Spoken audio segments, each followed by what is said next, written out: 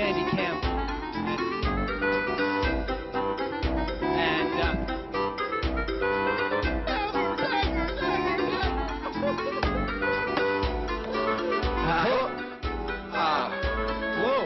Hi. My name is Andy Campbell, and welcome to the knock your socks off world of public speaking.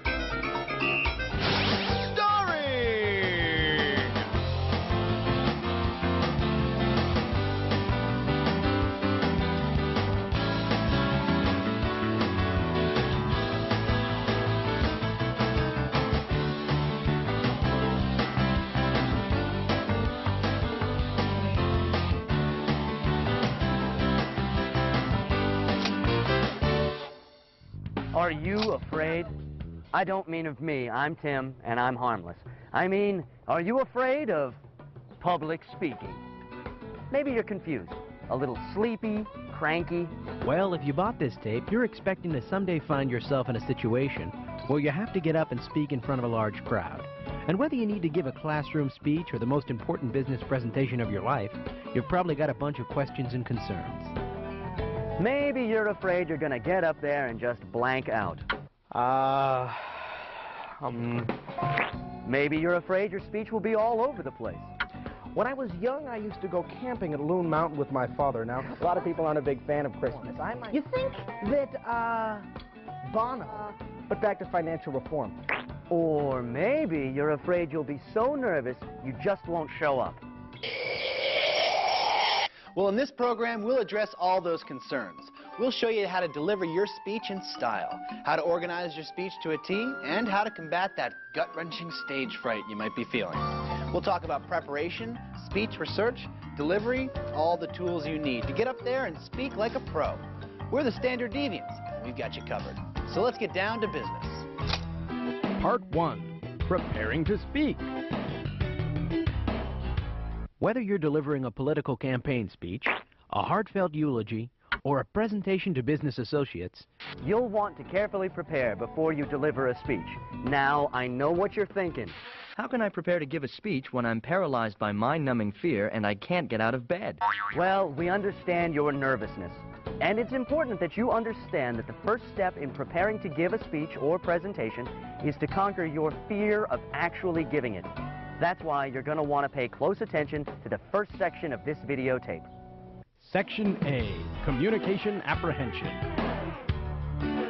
Communication apprehension, commonly known as stage fright, often described as butterflies in the stomach. You know what we're talking about. You get a letter in the mail. You're happy. Everyone likes mail.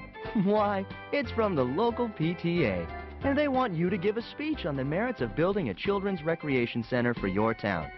And why not? You've always been vocal on the matter of telling friends how badly the neighborhood kids need a place to play. This is your chance to make a difference. This is your chance to shine. But then, it hits you. That slight tickle of fear at the base of your spine. That cold trickle of sweat that rolls down your cheek. That energetic tap dancer who suddenly appears in your stomach to dance the first 2 acts of Showboat. It's communication apprehension. Other symptoms begin to creep up. You can't sleep. You can't eat. You begin to come up with excuses for why you can't possibly deliver that speech. Maybe I should clean the garage next week. That place is so cluttered, I probably won't have time for anything else. Like, terrifying public speaking engagement. Well, don't let communication apprehension stop you from speaking. It may seem like you're all alone or that this fear is ridiculous, but the truth is, communication apprehension is the most common fear in the world, even more common than the fear of death. But the most important thing you need to remember is that communication apprehension is a fear that you can easily get a handle on. A lot of people believe that CA is a learned response, that people's fear of public speaking is grounded in a bad public speaking experience. By that token, if people begin to have positive public speaking experiences, their fear should decrease. I know what you're thinking. How does this help you in the short run? What can you do if you feel like you're about to implode right before a speech? Well, there are certain alternative methods. We've all heard about the trick where you imagine your audience naked. This might work, but if you have an overactive imagination, you might mess up and imagine yourself naked. The best way to combat the fear of public speaking is to learn how to relax yourself. Here's 4 easy steps that'll help you do just that. Okay, you're nervous. What do you do? What do you do? Well, step number 1 is to admit to yourself that you're nervous. Acknowledge your fears, but also realize that you can overcome them. Just remind yourself that you have something valuable to say and that the audience isn't likely to be hostile toward you. Step 2, think about what you're going to say and what effect you'll have on your audience. The more you think about your subject and your relationship with the audience, the less you'll think about your fear. Step 3, act confident. Sure, you're nervous, but the audience doesn't have to know that. If you project confidence, the audience will react positively, and this will increase your confidence even more. And finally, step 4, start strong and end strong. A strong introduction will propel you through the rest of your speech and wipe out any fear you begin with. Ending strong will also counteract a shaky beginning due to nervousness. It might help you out to keep in mind that speaker apprehension isn't a sickness that needs to be cured. You're not going to erase the fear from your life. Chances are you'll always be a little bit afraid before you get up in front of a large crowd. We all are. The key is to learn to deal with your fear and control it so that it doesn't control you. So the absolute best thing you can do is take a deep breath, recognize your fear for what it is, and write the best possible speech you can. Because preparation is the key to overcoming your public speaking woes. And, conveniently enough, preparation is what we're talking about next. Section B, supporting material.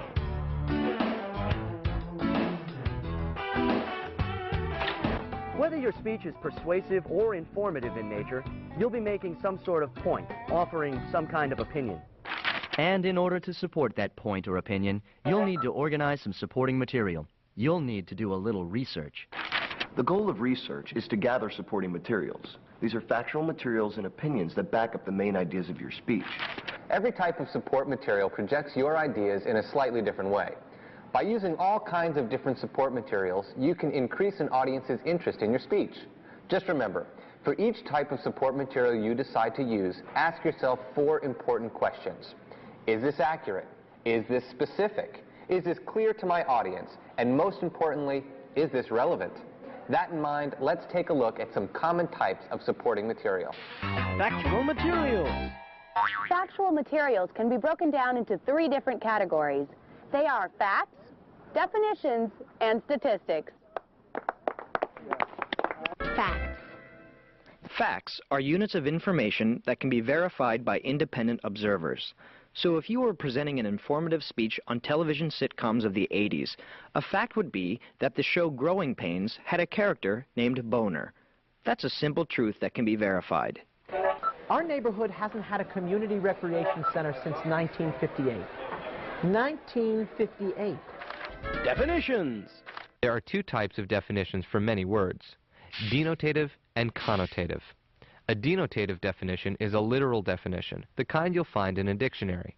A connotative definition has to do with the emotional response that people have to a word. Community.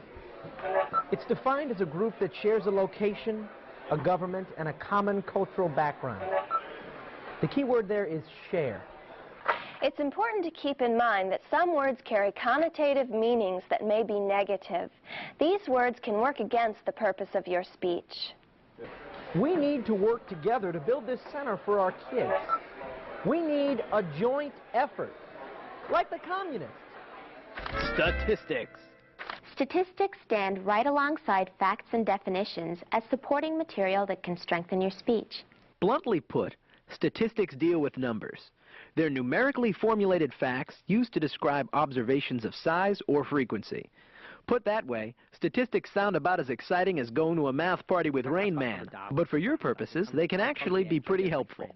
Statistics can help make quantitative comparisons, chart trends, suggest relationships, and summarize huge amounts of data.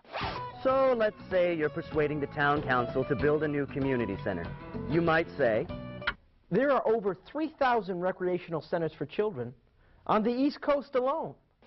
Or maybe, statistics show that cities that have a children's recreation center have a 40% lower crime rate for juveniles than those that don't. Or even 4 out of 5 dentists surveyed recommend that kids chew Trident at recreational centers. In any event, statistics really can help support the main ideas of your speech. Examples. Examples are another type of common supporting material for speeches. An example is a piece of information that's presented to the audience in order to clarify an idea or concept. Examples try to make a concept vivid and relevant to an audience. 2 important types of examples are specific instances and illustrations. A specific instance is a fairly brief example. It's clear, it's short, and immediately illustrates a main point. You can use specific instances to support ideas that only require a brief reference to make your point immediately apparent. So suppose you were giving an informative speech whose specific purpose was to inform the audience on the dangers of mountain climbing. In that speech, you might make the claim, mountain climbing is dangerous for novices. A specific instance that supports your claim might sound something like this. Dave Sturdivant, an inexperienced 28-year-old student, climbed Mount McKinley on August 28, 1993. He died that day of grappling hook injuries. An illustration is an extended example. Usually it's told in narrative form, you know, like a story. Basically, illustrations are more detailed than specific instances. You should use illustrations when you're worried that a brief reference won't help the audience grasp your main point. One major type of illustration is an anecdote. Anecdotes are a little different from illustrations. Often they have more of a humorous, entertaining feel than illustrations. There are 3 different types of anecdotes: personal, third person, or a fictional story that relates to the main point. Let's look at these 3 different types of anecdotes. Okay, assume you're delivering a persuasive speech whose specific purpose is to convince the audience that baseball is a dangerous sport and should be banned. This might be a possible personal anecdote. By a time I remember when I was 5 years old. I went to the ball game with my dad. The grass was green. The sun was shining. All was right with the world. So my dad and I, ballpark francs in hand, took our seats in the bleachers. The game was fantastic, a pitcher's duel. But a surprise came in the bottom of the 8th. The shortstop, best hitter on the ball team, smashed a ball in our direction. The crowd went wild. The batter ran the bases and the ball rocketed towards my dad and hit him square on the forehead. On to play in the big leagues. Now here's an example of a third-person anecdote for a speech with the same specific purpose. The American pastime had treated him well. Then, one balmy Sunday afternoon, John stepped up to the plate. The pitcher threw, and John hit the ball as hard as he could. Hard enough to shatter a family, you might say. John hit a home run, but beamed a father sitting in the stands. John would never hit again. And finally, there's the anecdote in the form of a fictional story. These stories can help hold an audience's attention and illustrate your main points. Assume our last 2 anecdotes were entirely true, and listen to this fictional story framed in the same topic. Let's watch. Casey was a baseball player, the mightiest in the land. When Casey strode up to the bat, he'd make 1,000,000 fans. He'd run, he'd throw, he'd catch, he'd slide, and all the fans would cheer. We'll win the series, they'd all yell. We'll win it every year. And then one day he took the bat in a most important game. 'Twas for the series of the world, the champs, his team would reign. But the pitch hit Casey on the skull, right into his head. And so the mighty Casey lay on home plate, stone cold dead. And there you have it, the 3 kinds of anecdotes: personal, third person, and fictional. If used right, any of these can make for a better speech. The other day I was out walking my dog, and I saw a few kids playing in the parking lot next to the grocery store. They were gathered around in a circle. At first I thought they were playing with action figures or marbles or something, but when I got closer, it dawned on me what their toys were. They were playing with glass, broken glass. They'd named their pieces of glass. One was named Pointy Man. One was named Infecto. The children of this town need a recreation center now more than ever. If used correctly, illustrations can make for a more powerful, more entertaining speech. Testimony. Testimony is another common type of supporting material. Testimony is information or an opinion expressed by another person. Expert testimony is the most common type of testimony used in speeches. Expert testimony makes use of the beliefs, values, opinions, and predictions of some authority or expert in order to support a speech's major point. Expert testimony is most useful when delivering persuasive speeches. In an audience's eyes, predictions or opinions of experts that are in line with your own often make a speech seem more credible. One easy and effective way to express an expert's opinion is by using a direct quotation.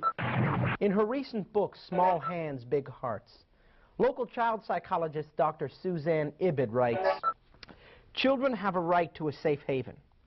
Just having a place to escape outside of their own imaginations can make all the difference in a child's social adjustment." A direct quotation is the statement of another person's opinion or conclusion using that person's exact words. If the quotation seems too complex, it can also be paraphrased.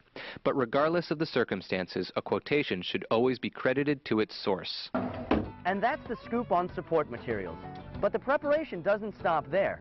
All these support materials won't do your presentation or speech a lick of good unless they're presented in an organized fashion. That's where the next section comes in.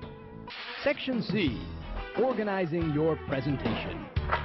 The next step in the speech building process is to organize your speech into a specific pattern, because the fact is, audiences will more likely remember a speech if it presents its ideas in an organized way.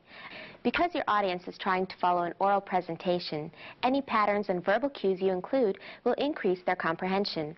There are two important steps you can take to help organize your speech. Number 1, identify the main ideas of the speech, and number 2, make an outline. We'll be going over each one of these steps in detail and applying them to the informative and persuasive speech formats. So why don't we quit screwing around and get to it? Most speeches contain between 2 and 5 main ideas. It usually works out that you can come up with a lot more main ideas than you can fit within your time constraints. That's why you have to be selective. You have to pick out only the main ideas that are essential to the speech. So if an idea doesn't help you achieve your specific purpose, it shouldn't be included in your speech. Basically, the order of your ideas is pretty much up to you and what you might think have the most impact your audience might want. Just know that your strongest idea will be the one that will have the greatest effect on the audience. So, your strongest idea should either be at the beginning or at the end of the body of your speech. Your weaker ideas should be buried in the middle of the speech, not at either end. With that in mind, here are some common and helpful ways speakers choose to organize the main ideas in their speeches. Chronological organization. Chronological organization uses the passage of time to present ideas. That's a fancy way for saying you tackle things in the order they happen. So say you're giving an informative speech whose specific purpose is to explain how to build a tree fort. You'd organize your main ideas in the order that you deal with them when actually building a treehouse. You'd organize them chronologically. So your main ideas could be arranged like this. A. Gathering building materials. B. Building the treehouse. C. Furnishing the treehouse. Topical organization. Topical organization? What is it and why do you care? Well, people who organize their main ideas topically divide their ideas into topics. I'm not being sarcastic. That's what topical organization is. So, just for kicks, say you're giving an informative speech whose specific purpose is to describe the many ways you can have fun at a town carnival. For this speech, you could organize your speech topically, like this. A. Enjoying the rides. B. Enjoying the professional freak shows. C. Enjoying the starchy fried concessions. Cause effect. The cause-effect format identifies the causes and then determines the effects of a particular situation. Or you can use it the opposite way, identifying the obvious effects of a problem and then revealing their causes. So let's say your speech deals with the growing crime rate in the city. In a cause-effect format, you might organize your ideas like this. Cause number 1, there aren't enough police officers to fight crime. Cause number 2, the legal system takes it easy on hardened criminals. Effect? There's more crime. So, those are a few ways you can organize the main ideas in your speech. But just like there's more than one way to skin a cat, or to reattach that skin, there are other ways to organize your ideas. What's most important is that your organization fits the needs and style of your speech. But other questions still remain. Questions like, where am I going? The outline. Okay, Most basic outlines begin with an introduction, proceeds with a body, and ends with a conclusion. We'll be going into detail on the intro and conclusion later, but for now, let's concentrate on the body of your speech. The body of your speech is denoted by a Roman numeral, and the main points in your speech are capital letters, A, B, C, etc. Then your supporting material, the illustrations, examples, and facts you're going to use to back up your main points, are located under the big letters and labeled with Arabic numbers 1, 2, and so on. So what you're doing is arranging your speech so it flows from general to specific information. Okay, now let's apply this outline to a real speech.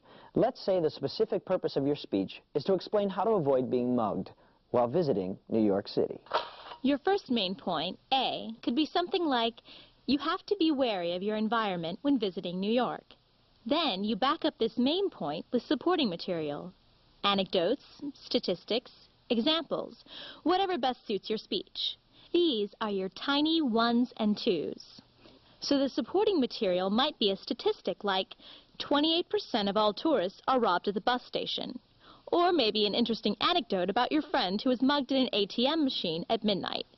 In any event, this process is repeated for all of your main points. So if your capital B is something like, be wary of the people around you when traveling in New York, you go on to back up this assertion in the same fashion. And that's outlining the body. But just as every tale has a beginning and an end, your speeches must have introductions and conclusions. You'll find an introduction at the beginning of every speech, but introductions can vary in complexity, so let's take a look at a full-fledged introduction with all the trimmings. A complete introduction has 4 different components. They are an intention getter, a statement of purpose, a statement of rationale or statement of relevance, and a preview of the body of the speech. We'll go into each one of these elements in detail.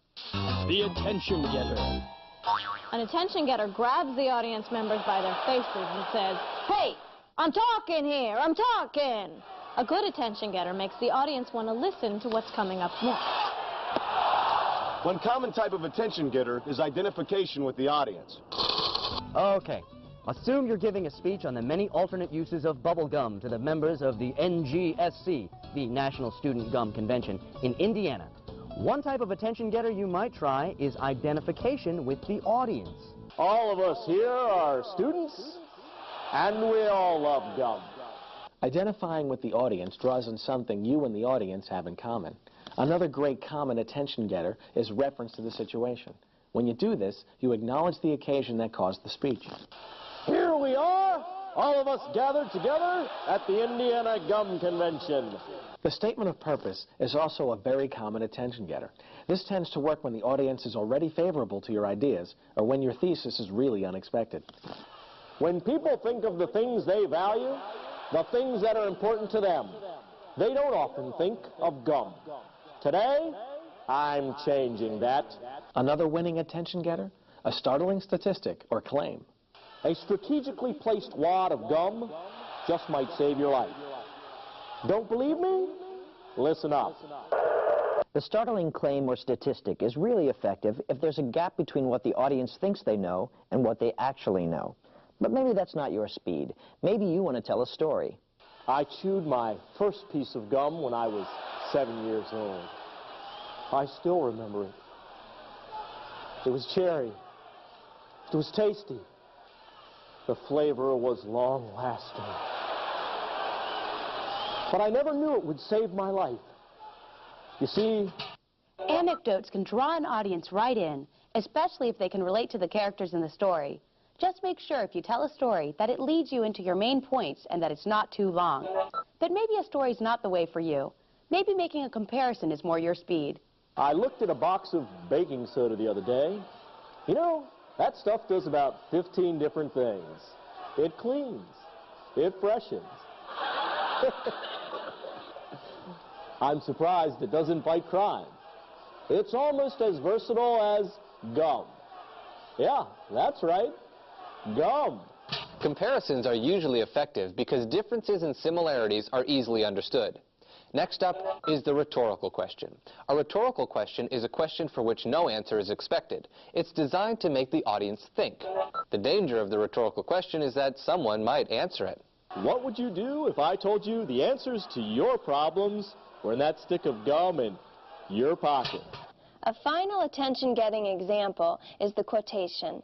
A famous folk song once raised the question, does the bubblegum lose its flavor on the bedpost overnight? Possibly, but it doesn't lose any of its other qualities.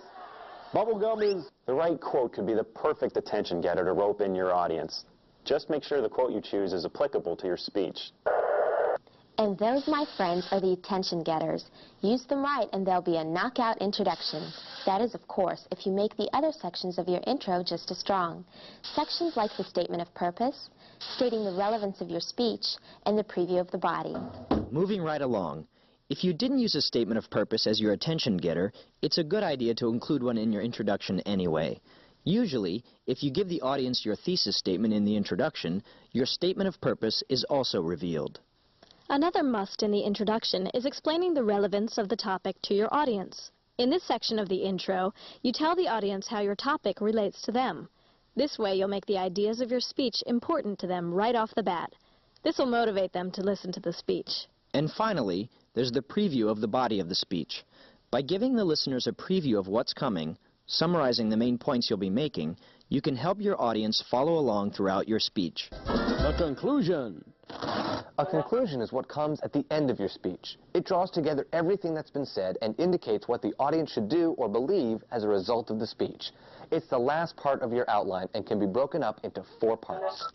A. Summarize your main points. B.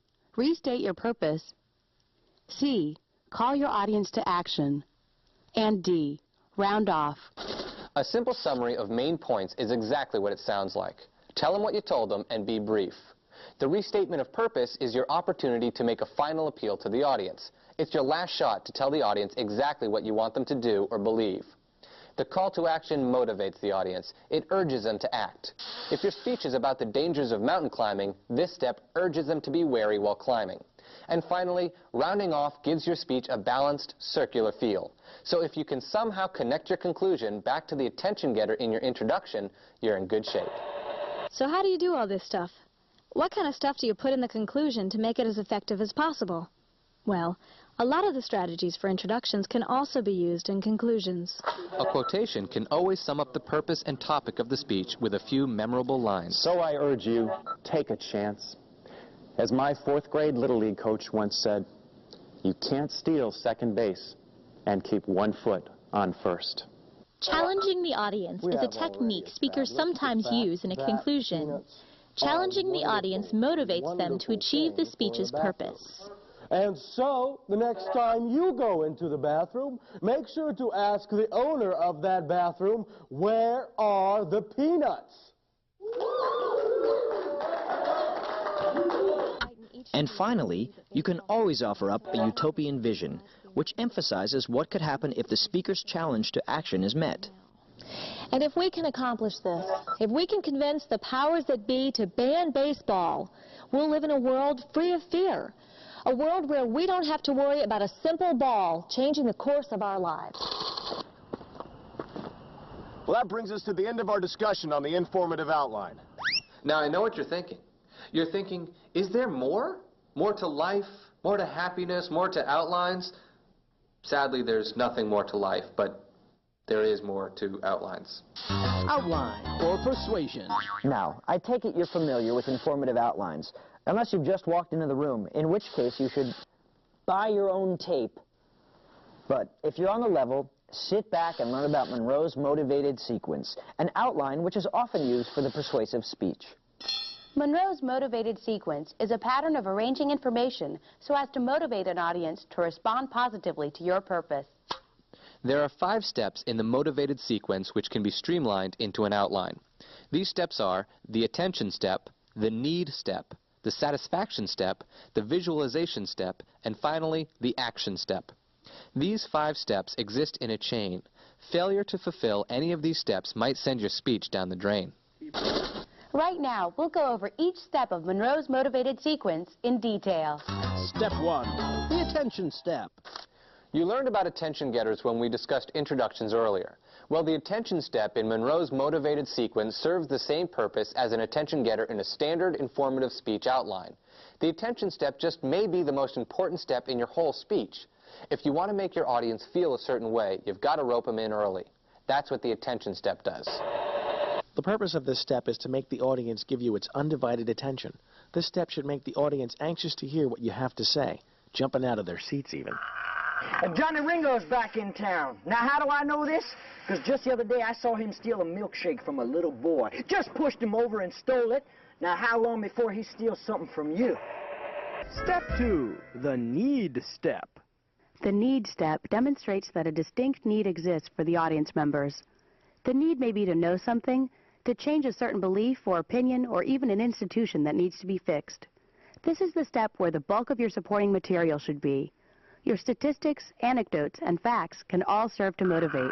We need to force Johnny Ringo out of our homes. Every day he robs, pillages, cheats on taxes, kicks our dogs, pollutes our waters, poisons birds, plagiarizes our work, and sets up rigged carnival games in our town square. Now, he is an outlaw in the truest sense of the word, and we got a civic duty to run him out of town. Huh?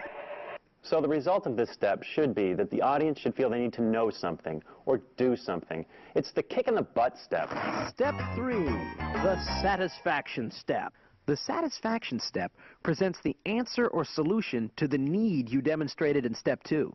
You have to convince the audience that what you're telling them will actually satisfy the need you've brought up. If we want to get rid of Johnny Ringo, we got to band together. We got to form a posse, confront him, and drive him out.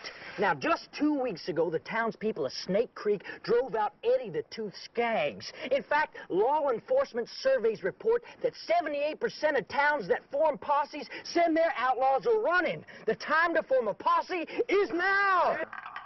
So, any statistics, illustrations, or other supporting material that makes your solution seem appealing would be right at home in the satisfaction step. Step 4, the visualization step. In the visualization step, you're supposed to intensify the audience's feelings or beliefs. Basically, you get the audience to visualize the way their situation might be if they were to see it your way. But maybe you're scared to form a posse. Maybe you just want to forget about all this, go inside and crawl underneath your bunks. Well, it's tempting, I know. But let's say we forget about all this. Let's say we let Johnny Ringo run free. In a year's time, he'll own this town. No one will be safe.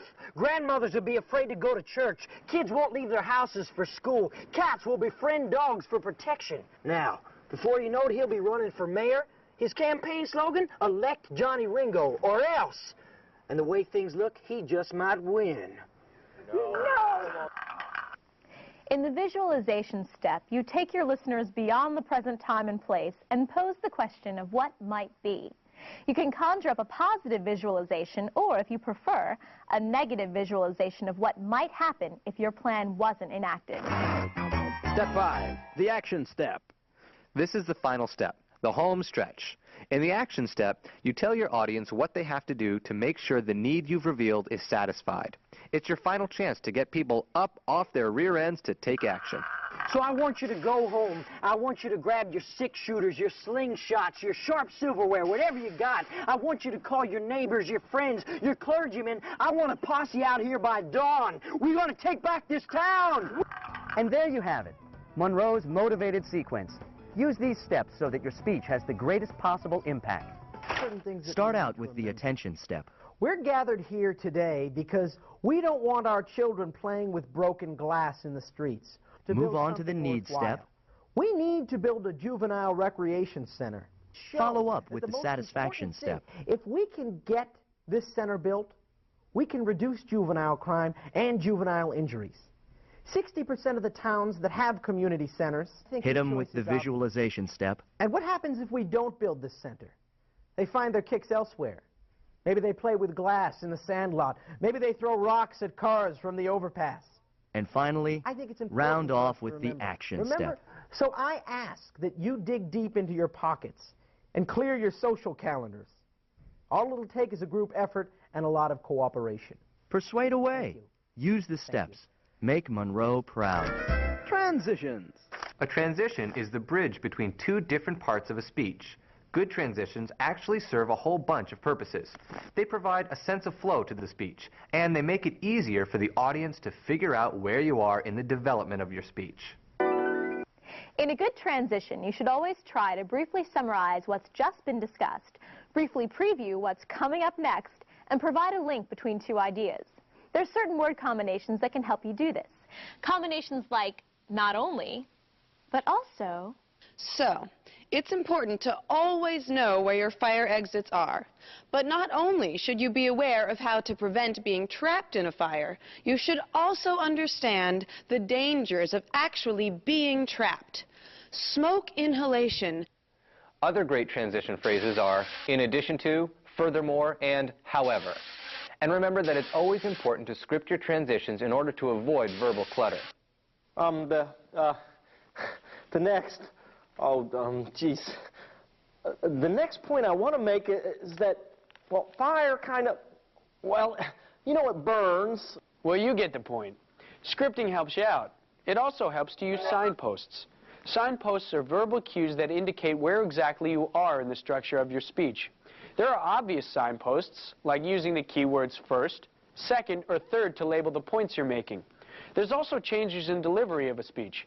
Stuff like pauses, changes in rate, pitch or volume. All these devices are signposts that show you're moving on to a new section of your speech. But that's delivery jargon. We'll get to that in a little bit. And that's the whole truth, people. That's what you'll need to write your speech. So know these steps and guidelines. Write furiously, write clearly, and write well, because the moment of truth is right around the corner. And that fateful day sneaks up on you sooner than you think. Part 2, delivering the speech.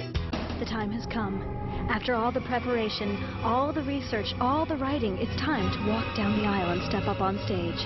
It's time to rope in the audience, to make them yours, to make them eat out of the palm of your hand. Can you do it? Yes, you certainly can do it. But in order to present your speech to the best of your abilities, you have to learn about style and delivery. Let's tackle style first. Section A, style. A long time ago, when America was young, speakers weren't as style-conscious as they are today. They didn't have to be. Listeners would willingly sit through long debates and sermons. But in today's mass media-dominated world, style is a big influence. You can bet rhetorical events of long ago would have been a lot different if speakers had to heed today's strict emphasis on style. The challenger is a Republican. The incumbent is a Democrat. But when these two minds go head-to-head, it's all out war. Lincoln, Douglas, Douglas, Lincoln. Watch the Lincoln-Douglas debate live from Illinois. A house divided against itself cannot party down. Style is a pattern of choices that distinguishes one speech from another. How you use language is really what determines the style of your speech. One of the biggest differences between speaking and writing is that you can't go back and revise a speech, and listeners can't go back and hear it again. Because of this, there's a higher chance that there'll be more verbal clutter in an unpracticed, unprepared speech than in a paper. So, here's a few pointers that might help enhance the style of your speech. Clarity. Clarity of speech is important. The more concrete words and images you use, those which your audience can easily grasp, the clearer your speech will be. And what makes for clear speech? Here are a few things to shoot for. Well, first off, it's a good idea to limit your use of technical terms and jargon. And that's neurolinguistic psychochemistry in a nutshell. They'll only clutter up your message if your audience is unfamiliar with them. Remember, your audience hasn't prepared as extensively as you have for this speech, so don't make it difficult for them. You don't want to dumb down the message. This is a scalpel. It works like a knife.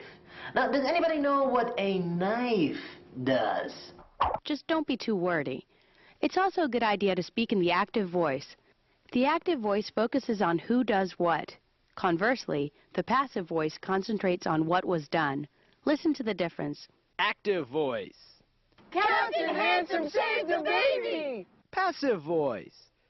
The baby was saved by Captain Handsome! You see the difference? The active voice makes for a stronger speech. Rhythm. Rhythm is the sense of movement or pacing within the speech. A good way to create a sense of rhythm is through repetition. That doesn't mean you should be redundant when you speak, saying the same things over and over, bringing up the same points again and again, just going on and on about the same old information time and time and time again. Just know that it's a good idea to repeat your purpose as you go through the body of your speech. Repetition helps emphasize key points, enhances the audience's ability to remember, and helps a listener understand the overall structure of a speech. Another fantastic rhythmic device is antithesis. Antithesis is the pairing of opposites within a speech, usually to suggest a choice between the two of them. So, when Kennedy said, "Ask not what your country can do for you, ask what you can do for your country," that was antithesis. It flows off the tongue, moves the speech forward, and makes a point. Here's a little-known example of another Kennedy antithesis. Error, this is not a sandwich with mayo on the side. This is mayo with a sandwich on the side. Too much mayo! Another way to create rhythm is through parallel wording. Parallel wording is when the speaker uses a word pattern that's easy for the audience to anticipate. Parallel wording is easy to recognize and creates a rhythm that moves the speech forward. When Lincoln said, "We cannot dedicate, we cannot consecrate, we cannot hallow this ground," that was parallel structure. Here's another little-known example of Lincoln using parallel structure. "I will not eat it with a nun. I will not eat it at Bull Run. I will not eat it with my mouth. I will not eat it in the South." Imagery. Imagery is an excellent way to make your speech vivid. A vivid speech is one that's lively, sharp, and intense. Now, we already talked about imagery when we discussed similes and metaphors with supporting materials. But the concept of imagery is worth bringing up once more while we talk about style. You see, the more you tap into your audience's 5 senses, the more successful your speech will be. Similes and metaphors do that. So does a device called onomatopoeia. Now, I know onomatopoeia sounds like an exotic and cruel name to give your child. But onomatopoeia is actually the term for any word that actually makes sounds like its meaning. Words like moo and woof and bubble and buzz. Used correctly, onomatopoeia can enhance your speech. The buzz of the crowd, the crack of the whip, the roar of the lions, the tittering of professional midgets.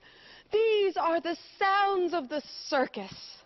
And that's style, baby. Be conscious of it, and your speech will cruise along like a missile in space. Neglect it, and your speech will sink like a child actor's career after puberty. Got it?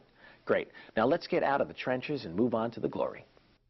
Section B, delivery, the moment of truth.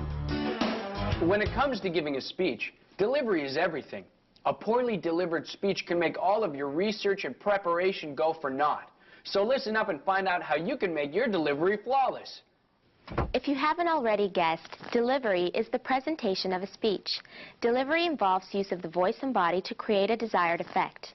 Good delivery has 3 general characteristics. First, delivery should not call attention to itself. It should seem natural and uncontrived. Second, good delivery should help the audience listen, understand, remember, and act on the message of a speech. And lastly, effective delivery should create a sense of empathy in the audience, a sense that the speaker feels what the listeners feel and knows what they think. The million-dollar question? How can you make these things happen during the delivery of your speech? The million-dollar answer? Well, success in delivery lies in 2 main areas, physical aspects and vocal aspects. We'll tackle physical aspects first. Physical aspects. Use of the body and physical movement will always influence an audience's first impression of a speaker. It'll also affect their willingness to take the speaker seriously.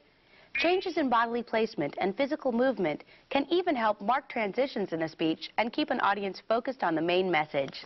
The gist of all this? Physicality is important while delivering a speech.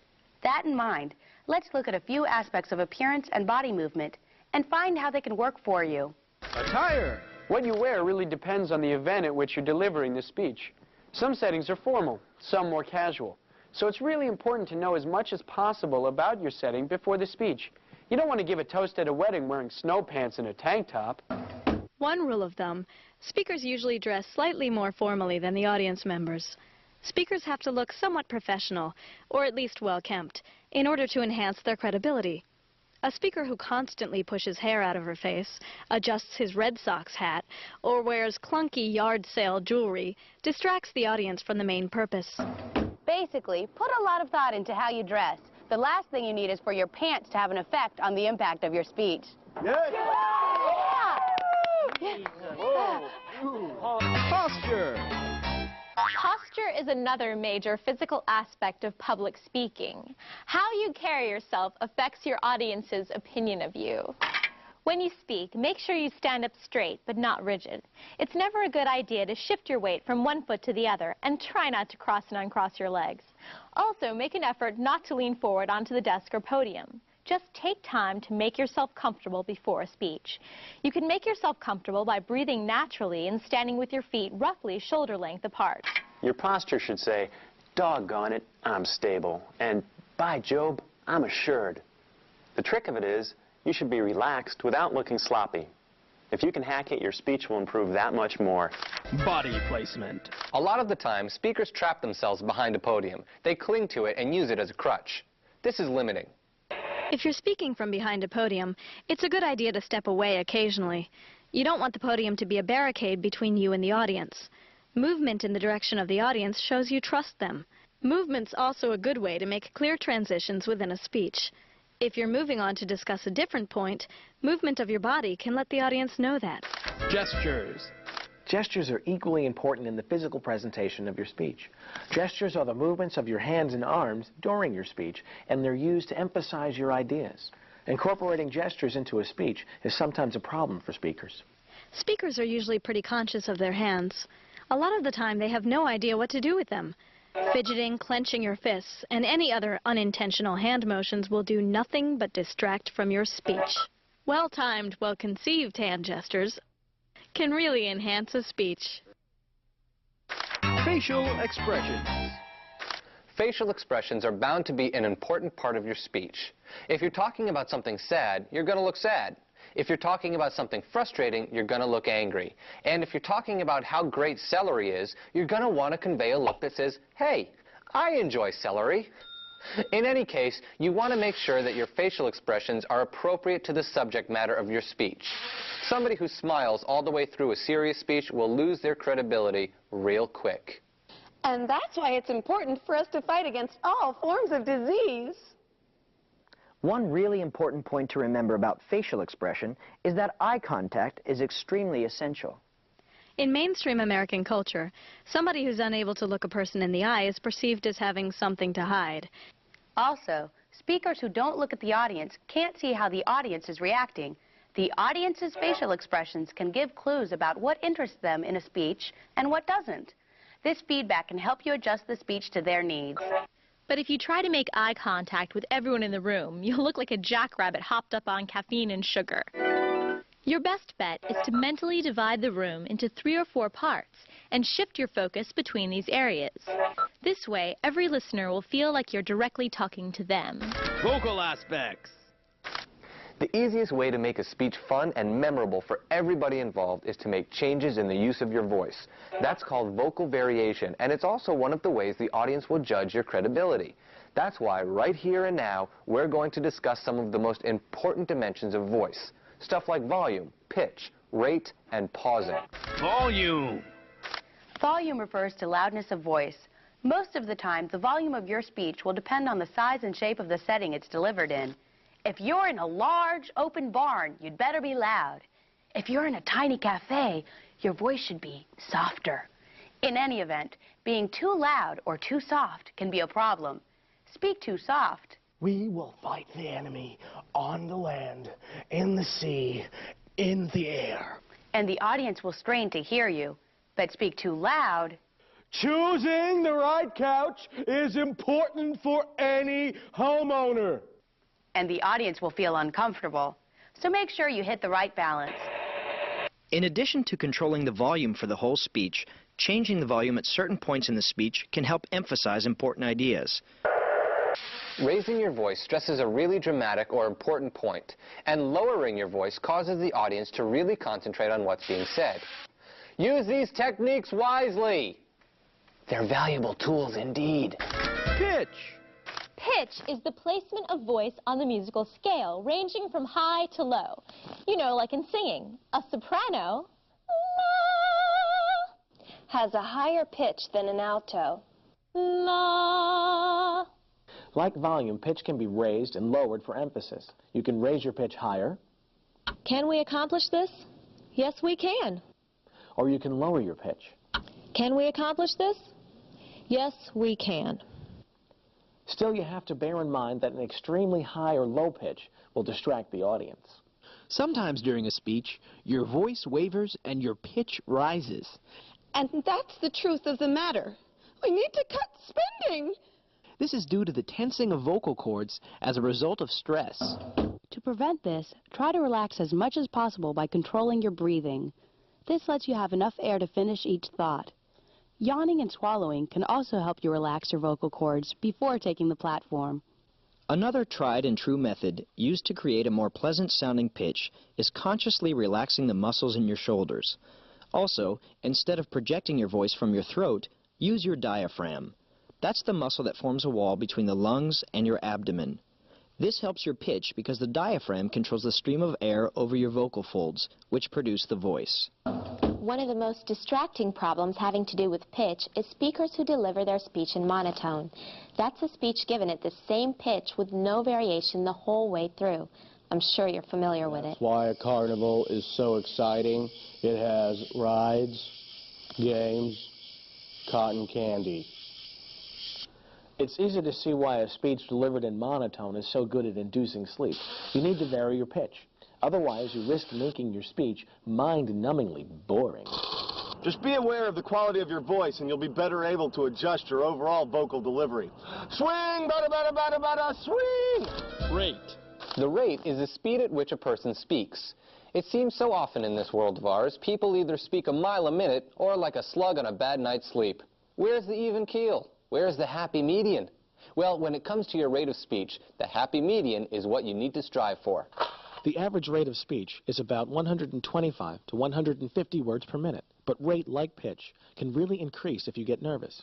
This isn't good for a bunch of reasons. First, racing through your speech makes it really difficult for the audience to follow your ideas.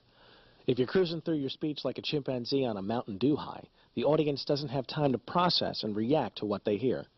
Secondly, if you're rushing yourself, you'll leave the audience with the feeling that you want to leave the stage as soon as possible. If you need to slow down your rate of speech, controlled breathing will help you relax and put on the brakes. But don't overcompensate and go too slow. If you go at a snail's pace, you'll give the audience a chance to write shopping lists in their head or possibly remember that they left the stove on. So keep that rate even, unless you have something you want to emphasize. A lot of the time, varying your rate can be critical. For example, slowing down your rate can communicate serious, calmness, or sadness. And if we don't save our environment, who will save us? While speeding up your rate can convey suspense or anger. Lumberjacks cut down trees every day. Corporations bulldoze forests. But how can we live without shade? So don't be afraid to vary your rate.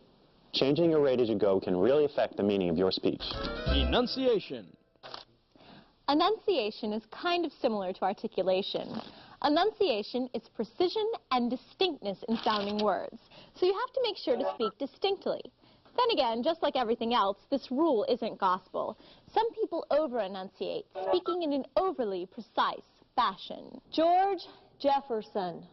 Who is he, and what does he have to do with you? This can come off as pompous and condescending. That's bad. Over-enunciating will only take away from your message, so try to speak distinctly, but naturally. Enough said. Pronunciation. Pronunciation is the way of speaking a word which is generally accepted and understood. There's a lot of ways to mispronounce a word. There's accenting the wrong syllable. We must strive to ban nuclear weapons. There's pronouncing a vowel short when it should be long, or vice versa. We must strive to ban nuclear weapons. And then there's messing up the word altogether.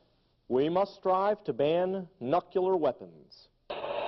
There's no doubt that mispronunciation can affect a speech negatively. It can prevent your audience from understanding the meaning of a word, or it can call attention to itself and reduce your credibility. The audience will wonder if you really know your stuff when you can't pronounce the words in your own speech. So, if you're unsure about the pronunciation of a word, make sure you look it up or substitute another word in its place. We must strive to ban weapons of mass destruction. And those are the ins and outs of delivery. You learn stylistic techniques like parallel structure. We cannot, we will not, we must not go without a recreation center. Antithesis. The question is, not how can we save our money, but how can our money save us? And imagery. I can still hear the lonely clink of broken glass falling against the pavement. You also got the heads up on rate. Anyone will tell you we must quickly charge forward. And volume. But the naysayers will tell you a community center wastes money. You've learned the most important basics of vocal delivery. Keep them in mind and the audience just might fall down at your feet. Jim, they'll yell, or Terry, or whatever your name is. Your speech is so good, we would like to buy you lunch and give you money. And you'll be happy. Happy like a fox. Because you know all they want is your public speaking secrets. Don't give them away. Make them earn it. You'll be glad you did. And that's the end of our program. Now you can sit back and let all that newfound public speaking knowledge sink in. Or you can get out there and speak up a storm. If you have any questions, just give us a call at 1-800-238-9669. And for more information, check us out on the web at www.standarddeviance.com. Good luck on your future speaking endeavors. And by the way, if this program pays off and you become famous or wildly successful, mention us, okay?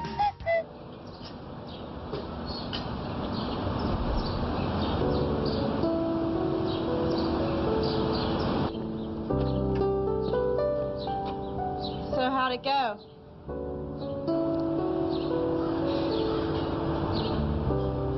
They're gonna build the center. Great. Now you can clean the garage.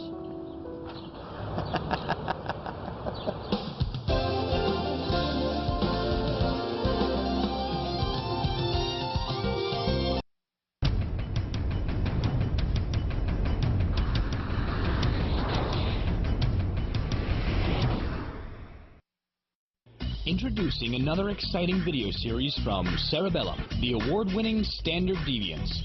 Recommended by university professors and teachers across the nation, the Standard Deviants are helping students everywhere.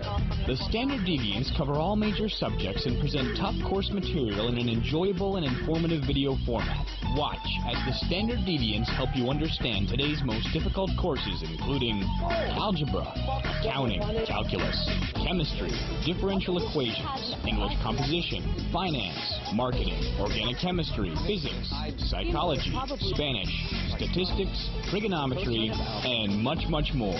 Get started today with the Standard Deviants.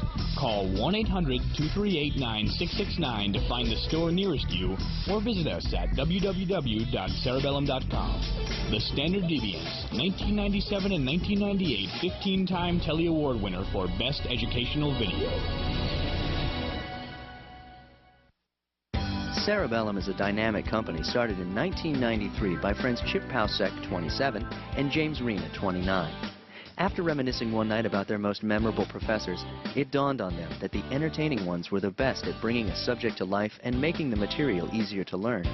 Chip and James decided they wanted to bottle that enthusiasm for high school and college students nationwide. Hence, Cerebellum's line of videotape study aids was born. The tapes offer a supplement to classroom lectures and textbook reading by offering a stimulating visual medium for learning. Cerebellum now has 40 employees who work in a 16,000 square foot facility in Falls Church, Virginia. The Standard Deviant series features a growing line of over 60 titles from subjects as diverse as algebra to Spanish.